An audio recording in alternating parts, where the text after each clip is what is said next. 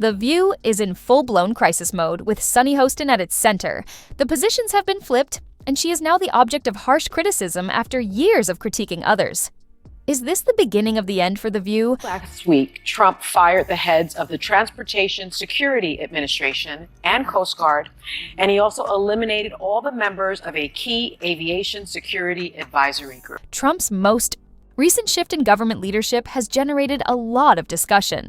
Just last week, he fired the heads of the Transportation Security Administration and the Coast Guard and removed all members of an important aviation security advisory council. His actions have sparked grave concerns about national security and the administration's long-term strategy. Then, on Friday's episode of The View, things took an odd turn. The show's hosts, who are well known for their divisive views, gave us a tone-deaf opener about a horrific aircraft disaster that killed hundreds of people. Welcome back. There's so much happening in Washington, D.C. that we have a lot to talk about with Senator Elizabeth Warren, who is joining us from our nation's capital right now because she can't go anywhere. The panel's reaction was surprisingly lighthearted, as if they were laughing at the tragedy rather than taking it seriously. This odd response immediately sparked outrage online, with many calling it rude and out of touch. She's kind of stuck, but you know, we always love it when you come to us, Senator Warren. So, I'm Sarah. Sarah has the first question. Yes, one. Senator, we do have a lot to talk about, but we're going to start on a hard note. We want to ask you about the devastating plane crash last night. We're sending our thoughts, all of us here, and prayers to everybody affected by this disaster. You're in Washington right now. What's the mood like there? Many people are perplexed as to how a program that continuously encourages empathy and sensitivity could so completely fail to exhibit either when it mattered most. Was it an error, or does this point to a deeper issue? Look, you have hit the number one thing. It's about the families. The sad news that it appears no one survived. And my heart goes out to them, and I think everyone feels that. Yeah, I'm not going to dignify his remarks about DEI. I'm not going to do that. But to Anna's point, just last week, Trump fired the heads of the Transportation Security Administration and Coast Guard, and he also eliminated all the members of a key aviation security advisory group. The Aviation Security Committee will technically continue to exist, but it won't have any members to carry out the work of examining safety issues at airlines and airports.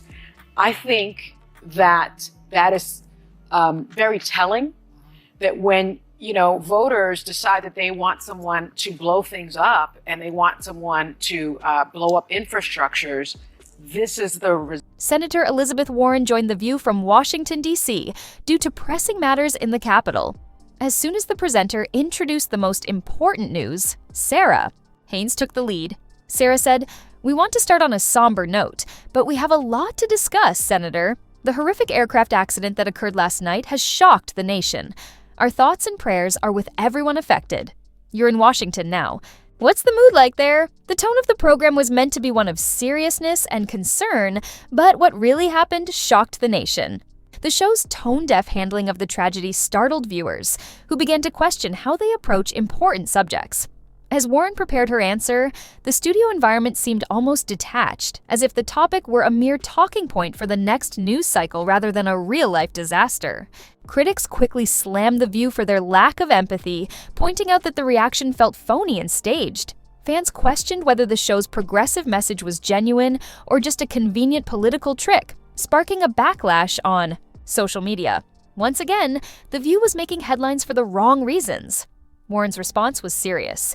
"Those who have lost their lives are in my prayers and thoughts." I think everyone feels that way. The situation seemed to be handled with dignity for a while, but then, in true Whoopi Goldberg and Joy Behar fashion, things took a turn for the worse. "Yeah, she has a heart," joked one of the presenters before humorously shifting the topic and dismissing the tragedy. What happened next was so absurd it could only happen on The View. They laughed because Warren had been left stranded in Washington, D.C. by the same airplane disaster they were just discussing. The moment encapsulated everything wrong with The View, 1 minute preaching empathy, the next mocking a real-life issue. Furthermore, Whoopi Goldberg forgot the name of her own co-host on live television in a moment of total disassociation. "Who are you?" Whoopi yelled, clearly perplexed. The irony? The program relies on the opinions of specialists, yet its hosts cannot even identify each other. Then, without any explanation, Sunny Hostin jumped into the conversation, only adding fuel to the fire. Instead of offering any insightful analysis of the tragedy, she quickly turned to politics. A classic move. From The View's playbook. "Yes, I won't criticize his remarks on DC. I'm not going to do that," Sunny began, setting the stage for her usual political spin. Then she attempted to steer the conversation entirely away from the tragedy.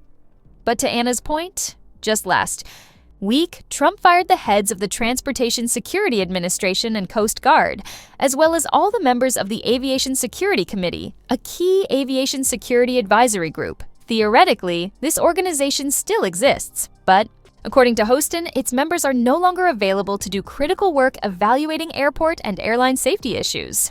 The implication was clear. Even if she didn't provide any backstory or details, this was partly Trump's fault. When voters decide they want someone to blow things up and they want someone to blow up infrastructure, I think that is very telling, she said, adding another political statement. This is the result. Did you see what she did there? Instead of discussing the tragedy itself, she used it to fuel a political blame game. Rather than offering understanding, solutions, or wisdom, she twisted the conversation into yet another anti-Trump tirade. It was a quintessential example of The View ignoring the real issues and turning a national tragedy into a political controversy. Over the years, The View has mastered the art of deception, and what happened here was a classic illustration. Let's be honest, a detailed examination of Hostin's effort to frame the tragedy as a direct result of Trump's actions reveals that it is not credible. Let's analyze it. Did voters choose Donald Trump because they wanted to reorganize international accords, uncover the whereabouts of our taxes, and dismantle the deep state? Yes, but there's a big difference between causing an airplane accident and restructuring bureaucratic institutions. Yet, without any concrete evidence, The View was eager to make a connection between the two. Then comes the real question. Since someone was fired last week, are there any signs that this pilot was flying too high or something? No, there is no evidence to support that claim, and that is the primary lesson here. This whole talking point was baseless from the start. When discussing important events, should we consider hiring procedures, regulations, and systemic shortcomings? Naturally, but should we recklessly assign blame before we have all the facts? Absolutely not. Does anybody know whether DEI had anything to do with this incident? No. But here's what we do know. The fact that so many people no longer trust these organizations has a cause. They have been weakened by prioritizing diversity hiring over talent and experience. Instead of looking at real policy flaws, The View took the easy route. Disregard the facts, place the blame on Trump, and spread another myth. Now I want to hear from you. What are your thoughts on this controversy? Will Sunny Hostin survive this criticism, in your opinion? Or is this the last nail in the coffin for The View? So what do you think? Drop your thoughts in the comments section below. And if you don't want to miss out on the hottest celebrity news, make sure to subscribe to Daily Finder